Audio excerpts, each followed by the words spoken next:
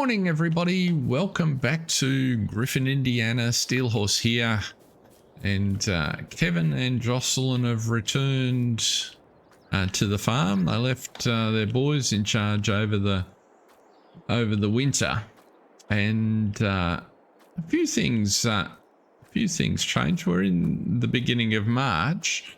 The boys managed to put a pretty conveniently placed shed to park near the house.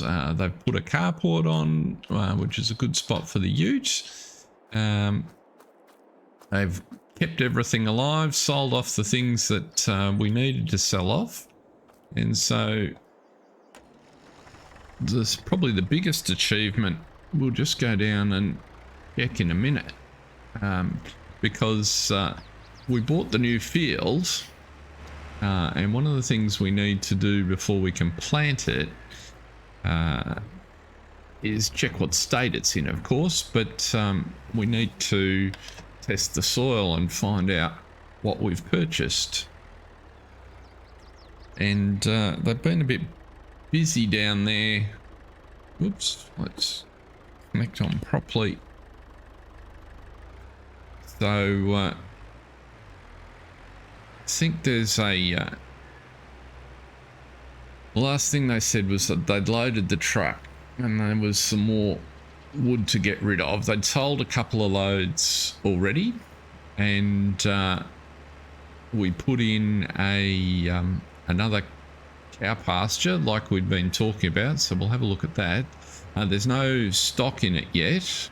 Cash has been okay, but dwindling. We relieved ourselves of all of the bits of equipment that we weren't using or going to use over the winter, pretty much, and as a consequence our lease commitments are down quite a bit, but we need to sample this field, so we'll have to pay the lab for the samples that we collect.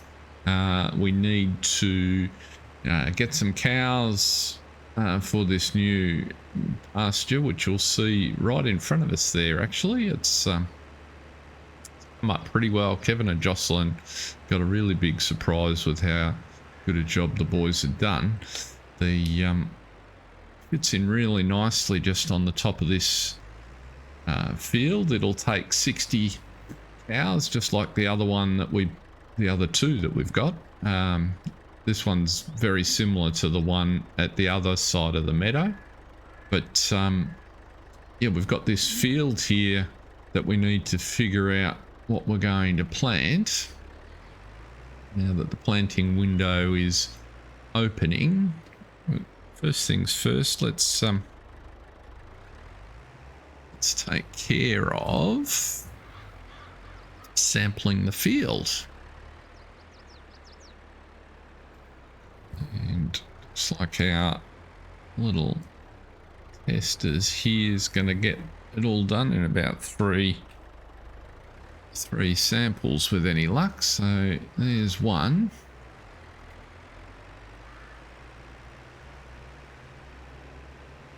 So this is only a quick job, of course, but it tells us where we're up to. It's a good way to check out. There's just a little bit at the end there that we didn't get. So it's sort of just a modest size field. But it's handy. It edges onto these woodlands here. It continues to build out the holdings. And of course it had the added bonus of this little space here that was treed where we can pop the pasture. So what we might do, let's fold that up and send the labs off to the lab, the samples off to the lab rather. We might get this truck out of the way and run down and sell the wood. Not that I expect it will generate very much. But the boys have done a reasonable job stacking those very odd shaped bits on offcuts and things on there. So we'll run down and sell that, because we're going to need to figure out a couple of things. One of the items we returned, well, a couple of items we returned were our water trailer and our livestock trailer, because they were both leased. And now that we've sort of got getting more pastures, we just need probably something a little bit larger. But also one of the changes that occurred over the Christmas break is that our milk cows started to produce milk.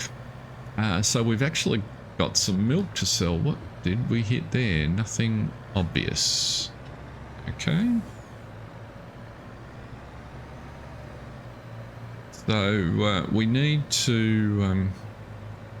is there a piece of wood just annoying itself around there? Something's jumping around. We need to figure out how we're going to transport more milk and water, and given that we've got this prime mover now, Kevin's thoughts are perhaps it's time to get a bigger trailer that'll do both the milk and the water. We'll only do the milk delivery once a month, so that's not huge, but it'd be nice to be able to fill the water at the various pastures in a single visit, just to make things a little more efficient. So we'll have a look and see what's on offer there, and a bigger trailer so that we don't, when we're transporting our cattle backwards and forwards from Larson's down here, we don't need so many trips. We will be in a position to sell, so probably in about 2 months' time, the very first cattle we bought, the oldest of those, are coming up to their sort of best price. They're going to give birth shortly, and then they'll be ready to sell. But we'll have a look at all of that in just a moment. We'll just get this sold first. It's a bloke just come out to greet us. I'm pretty sure we want to be selling somewhere around here. And there was 6,500, so that was definitely worth the trip down. We've got a couple of little stragglers there that were out the front of the box, so we'll get rid of those.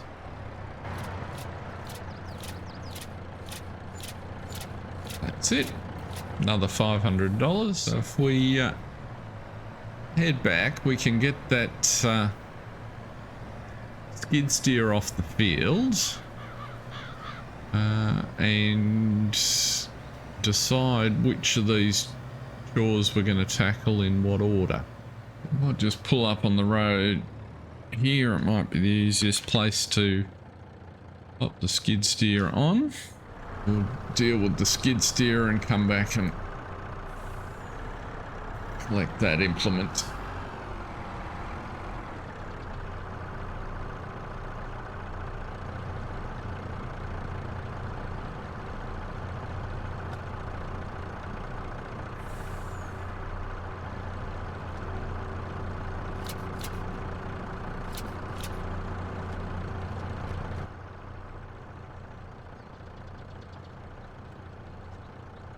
Back ramp up.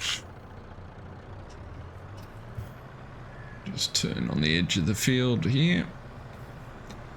So what we might do is take the skid steer back over to the sheep. That'll enable us to check that the sheep have come through the winter as expected, hoping that there's a little bit more wool there.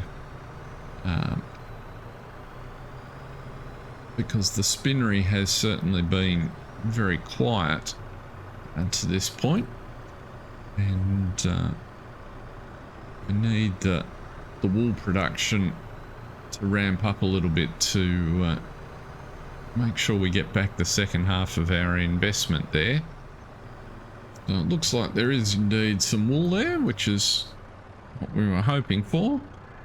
Let's get the skid steer down and go and have a look. Still looks like we've got plenty of hay there, which is good.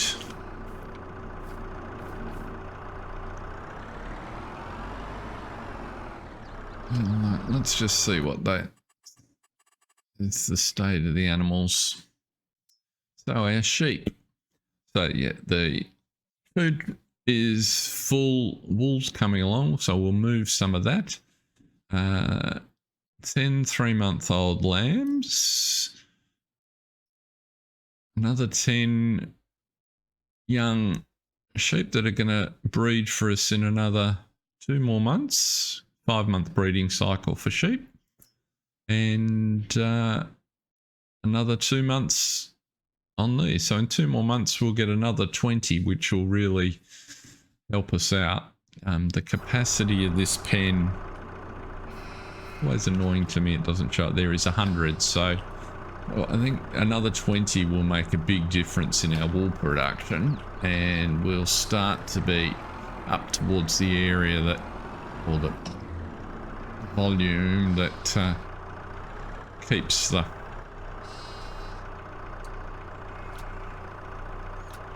production busy. I wonder if I'm organised enough, if I can grab that other one while we're here. Yep. Or just a fraction too heavy.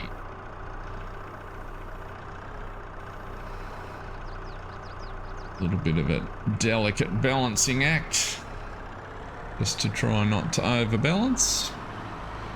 So 1670 litres. We might just about have enough to run the spinnery for a month. Hey. Sorry if I'm making everyone dizzy. Kevin's having a bit of fun. Let's drop into the spinnery and see what the state of play is in there.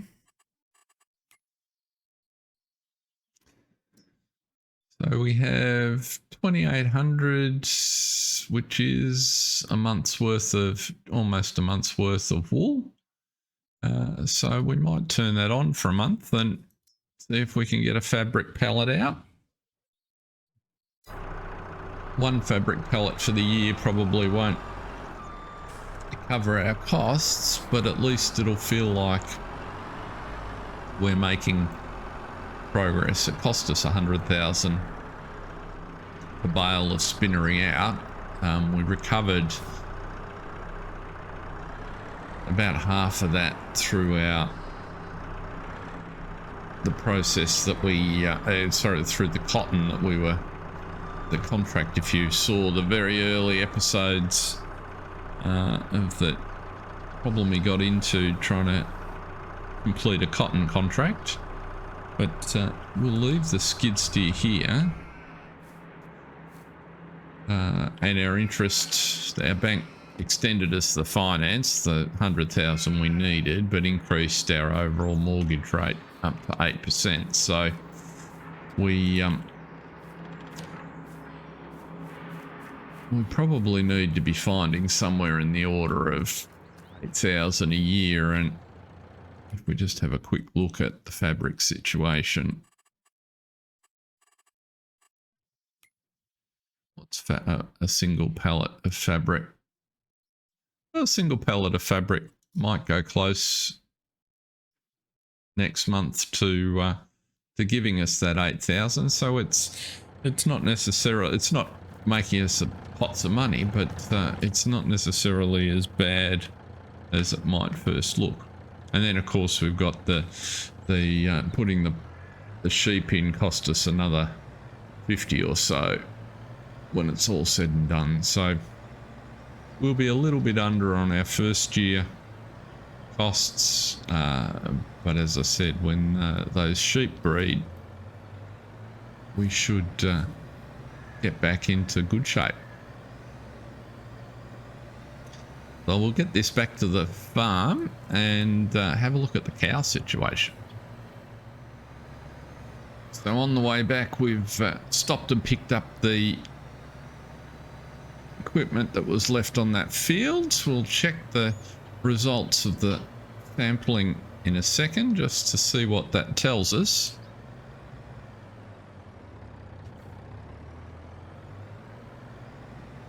But we're in pretty good shape, I think. I might just park this trailer over here for the moment. In the next few months, we'll do a little bit more work on the yard and get things continued to get the shed set up a little bit differently. And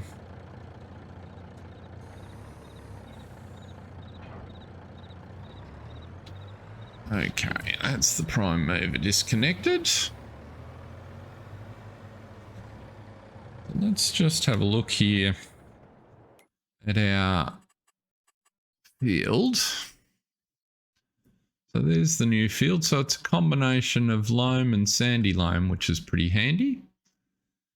You can see our scores are quite low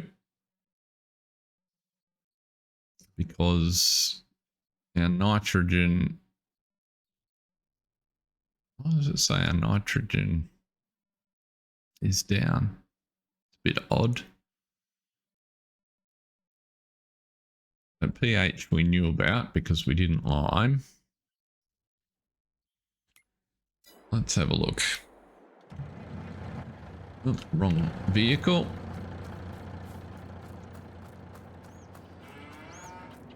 But I'm curious about the barley. I thought we fertilized the barley. pH is, we did lime.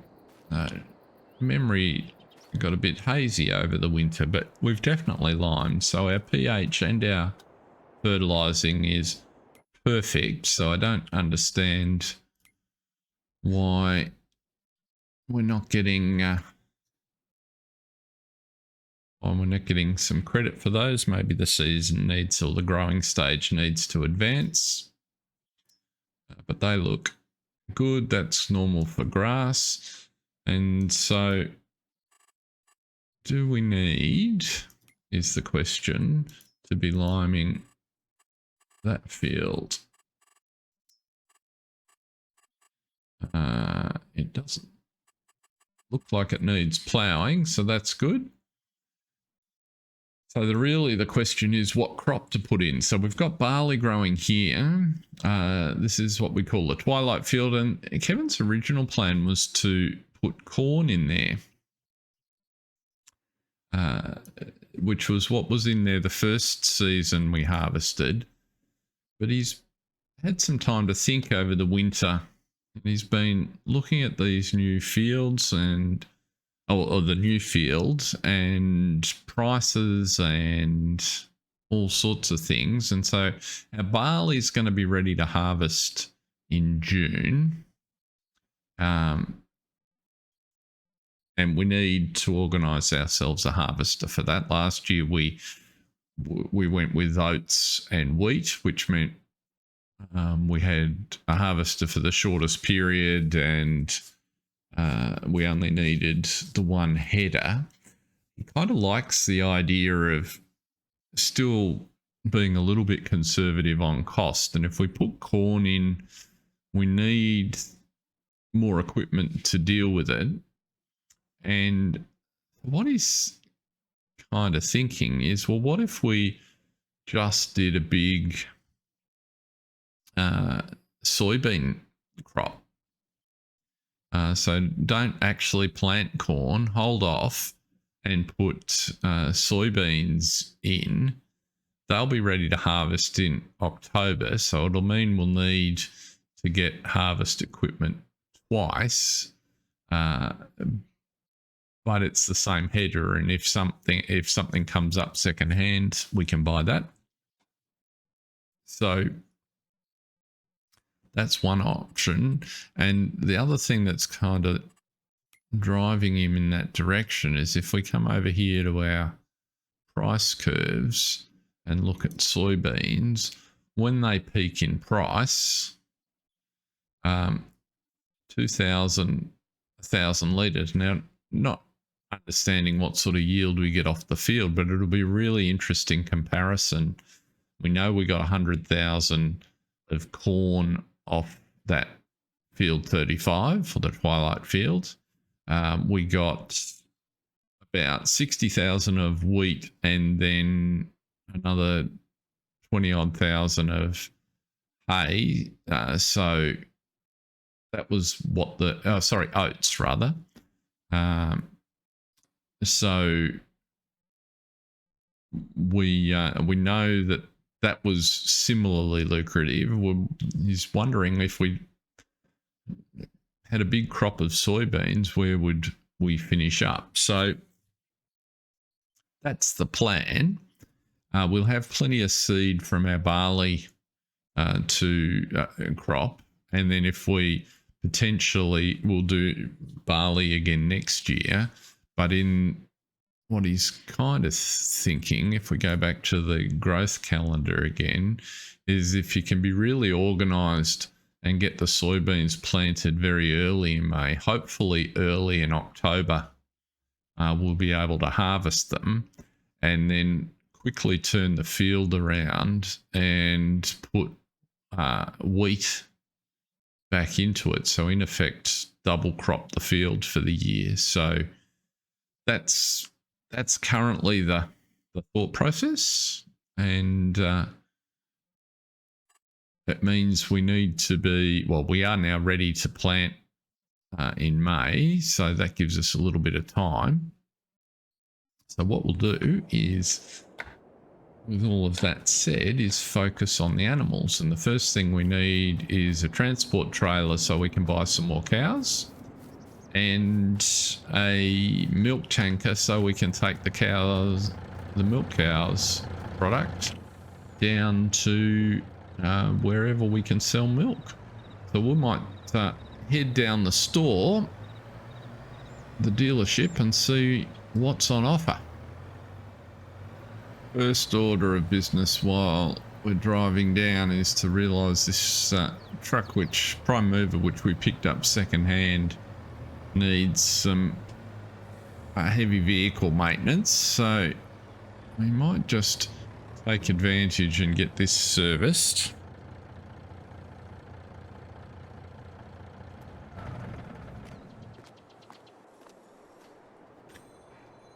So let's have a look here. Repair $500, not too bad. Now if we duck in while they're finishing that off, and let's have a look at what our options are. So first place to check is the sales, and that is something. We don't have a lime spreader, and at $11,000 that's pretty cheap. So whilst that wasn't in the plan, that is something that it might pay us to take advantage of. So we'll just leave it with standard capacities and take it exactly as it is, because that's a big part of the strategy. Don't have a plan for a Deutz Fahr harvester, so, and that one's a little bit narrower than we would hope for, so we won't be going with that. Now that means trailer wise, let's see here, animal transport. So the first thing we want to do is get ourselves a way to move cows around. This is what we had, and it was only able to move 6 at a time. What we're thinking, Kevin wants to be seen to be on the up and up with cattle, so that means a bigger vehicle. So it's either the Wilson, well, that only does 12. The lizard does 56, but it's 100,000. That's probably out of our range. These Michielettos look interesting. I think something like this is the go. At 30 animals feels like about the right size. That means buying at the moment's a single visit. Otherwise, that kind of looks like it'd fit in with the colours on the farm. We'll just go with standard wheel configurations. And what's the least cost there? Okay, so it's 3,500 up front, but it's only 700 a day. So we will lease that.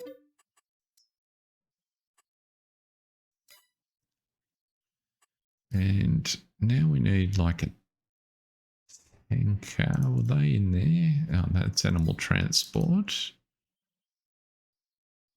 We've got the conventional tankers there. They're all a bit small. So something at least was, see, that's only 8,000 litres. It'd be perfect for the milk, but really something along these sort of lines doesn't necessarily have to be 32,000 litres. It needs to do both milk and water. They're the two products we would put in it. What if we look in trailers?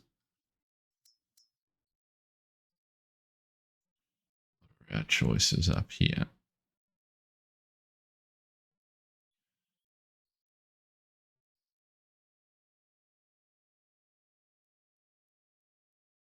Liquid IT. There's a pup trailer, but the real capacity is what we had. Somewhere else is, maybe it's in miscellaneous.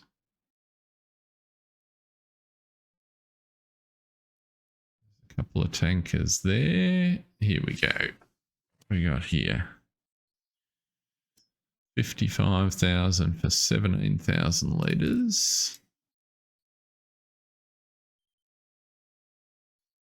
That looks more like the sort of thing we're looking for. Oh, here we go, 14,500. Bit garish in yellow.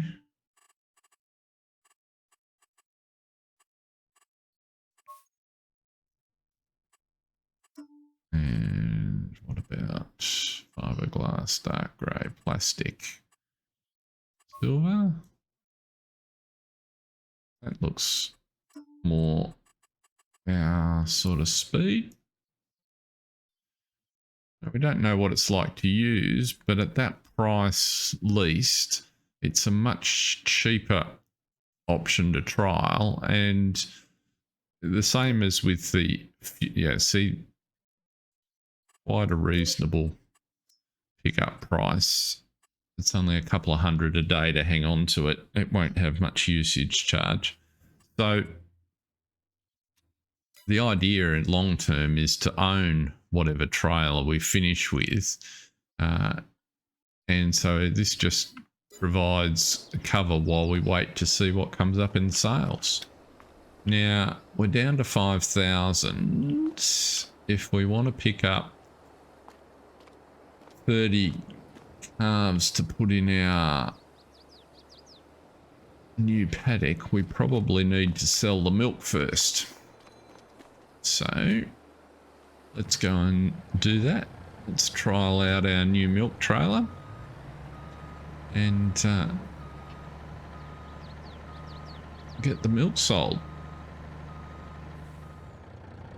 The first impression is that this trailer certainly drives well, so hopefully it will transport well. I think the milk trigger is at this end of the cow shed. Let's just see. There it is. So our first load of milk, we have had a couple of months of accumulation, which we won't have in the future. We'll keep selling it every month, is 4,000 litres. And the place we want to be selling, it's probably not in my list because I've just taken it out of the storage. There's only one place to sell, which is the Fair Dairy, and we're right in the middle of their range at $1,250. So, oops, where is Fair Dairy? We've never been there. We'll be down in town, so we'll find our way down and sell this milk. So it turns out we've been past the dairy a few times without paying much attention, particularly when we did the big harvest contract down here. It's just near the rail yards and the utility area. They're very easy to get to.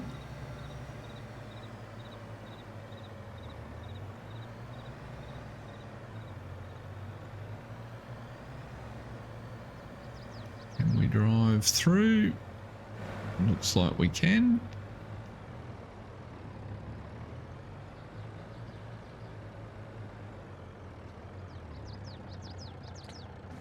It's a very straightforward drop off by the looks.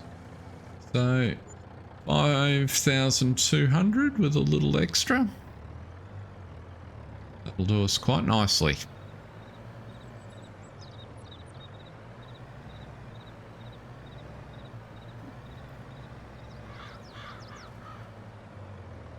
So 10,000 will be enough to buy some more cattle. And I'll see you over at Larson's in a minute. This looks like a more serious cattle concern. Kevin's already feeling happy with this pickup.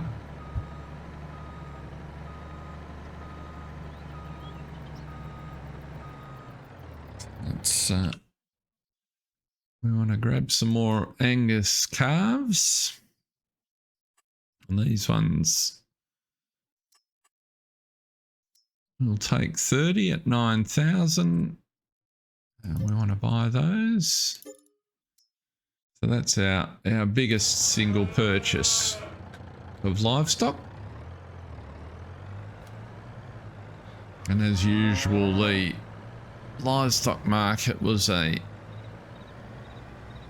treasure trove of rumours and speculation and stories, so Kevin was quite pleased with himself because people are well aware that he's bought the new fields. We're intrigued to see the work done on the new cattle pasture, and now he turns up with a new trailer to move stock, so he's at least, if he can keep funding it, taken a step in the direction to having the sort of profile around town that he was hoping for.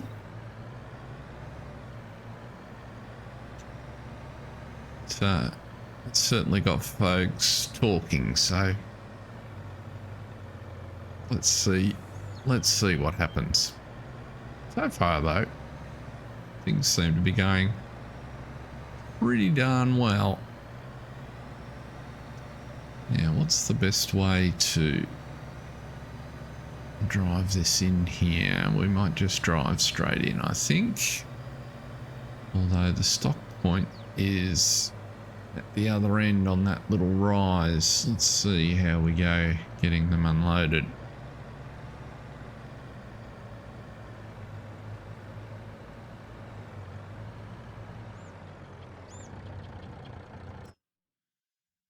So 30 Angus.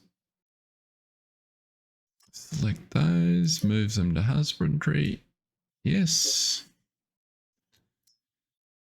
Right. let's have a look at our husbandries. So first up is the one at the house, and we're getting a little bit low on hay again, so we need to top that up. But you can see everybody's healthy. These are the cows that are going to give birth next month. That'll give us 6 new ones, and they're coming up very close. They're at 30 months. They're getting pretty close to their maximum value. So in the next 6 months, we'll be selling those, certainly after they've had cows, and we've got another lot preparing. So that lot are coming along nicely.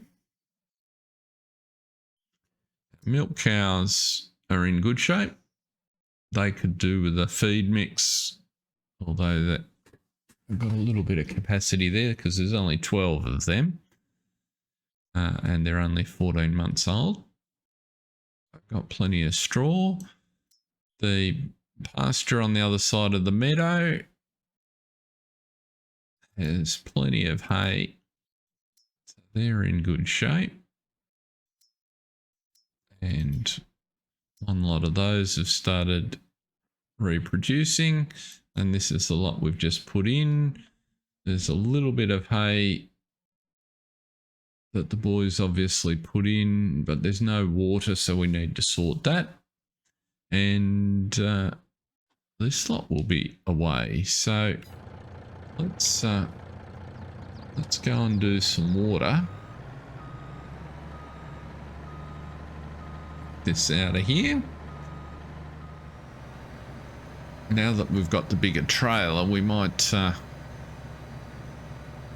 move the stock around and make the most use of our pastures once we've got some more cash. It'd be nice to get a few more head of cattle. But where are we going to park this? Over on our little grassed area. This is looking very much like a spot for a covered shed. Or a covered carport of some description. Park.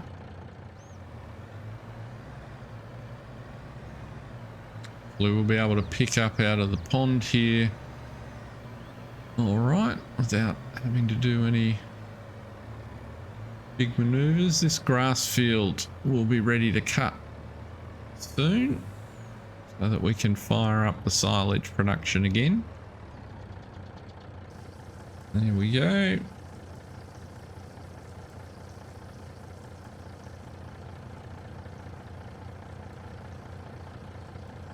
In terms of our silage production, we've still got plenty of hay for the animals that are for the cattle that we're fielding and the sheep that we're fielding hay, and we've got plenty of silage to make CMR, silage and hay to make CMR. So we really just need some more silage for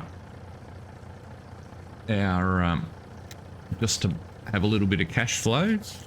And to generate the funds we need, that we're going to need for the harvester to get the crop off, the barley off here. So that's the plan. But whilst it's a 40,000 litre trailer, the maximum weight we can carry is just a touch under 35,000 litres, which is fine.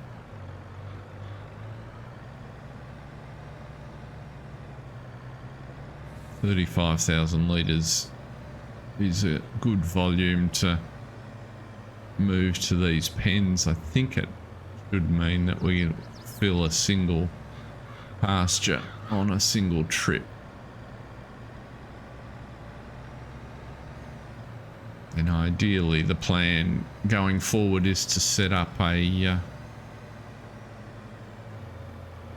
little auto drive course so that Kevin can use workers or his his sons to do the water deliveries every now and again.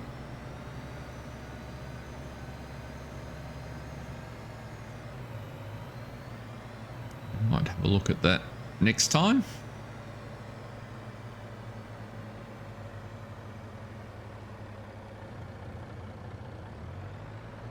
You can swing in all there all right without driving on the field, which is good. Yeah, this is interesting.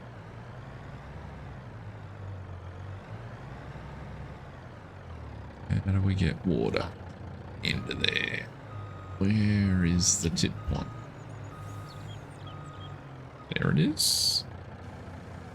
So it's just pretty close to the trough.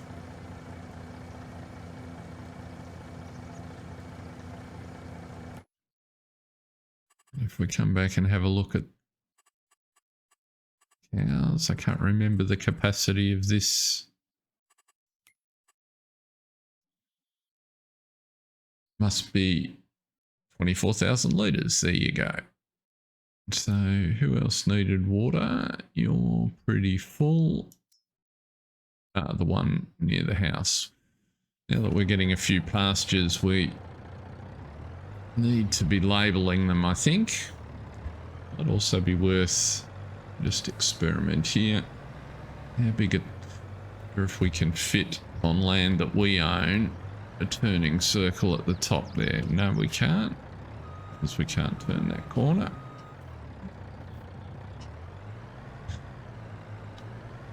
So we're either backing out or backing in. I think backing out.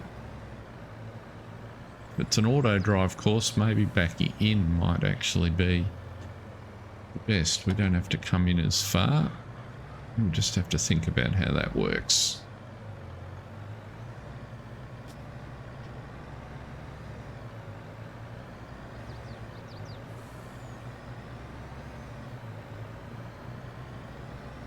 So I think the last job for the day will be making sure we're topped off with hay for each of these pastures.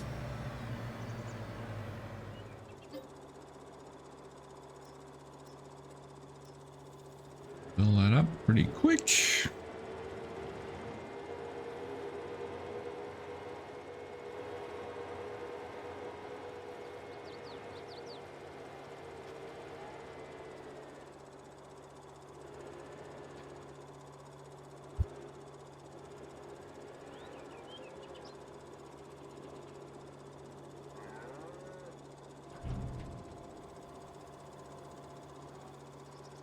Is that a full load in there? Let's have a look.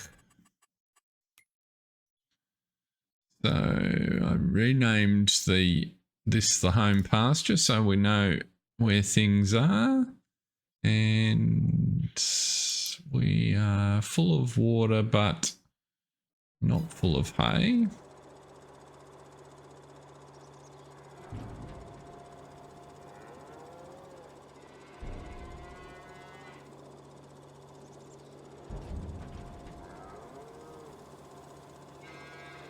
Gets a little bit caught on the fence.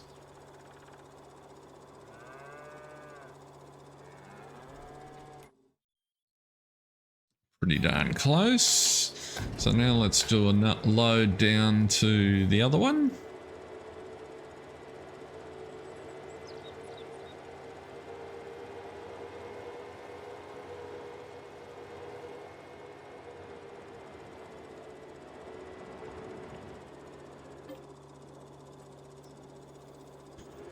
Now that we've got a few, they're starting to munch through the hay, so we need to keep an eye on our preparations in our grass fields to make sure that we get the balance right.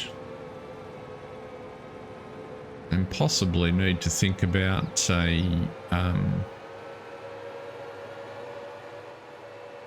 potentially purchasing a grass field or doing a hay contract when it comes up, just as a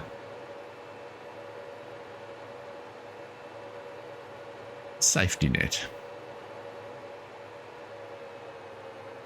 But for the minute, we're in pretty good shape, I think. Looks pretty good having these. Oops, I didn't like that turn. Just a touch too heavy, this trailer for this tractor.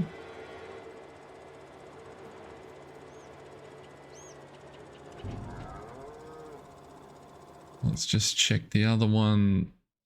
So the other one's actually pretty good. Not worth a trip up, and this is the new one, which will be pretty close to 28,000 litres. So what we'll do while we're here is rename it though.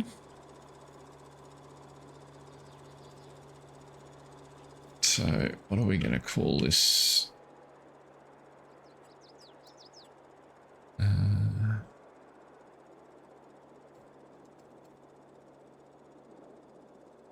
This is probably East Pasture.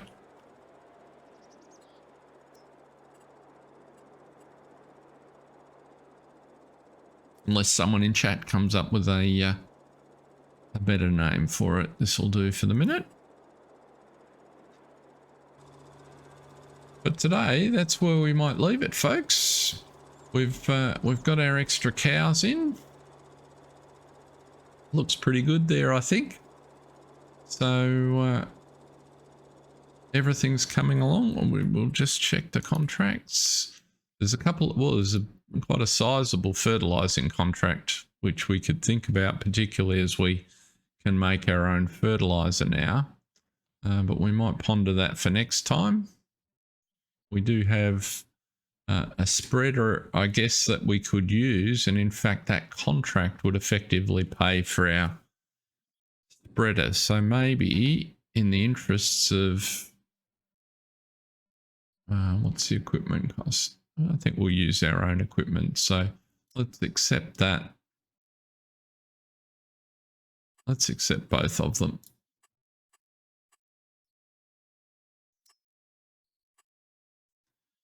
So that'll be for next time. And until then, thank you very much for watching. Hope you're enjoying it. We certainly are. Stay safe. See ya.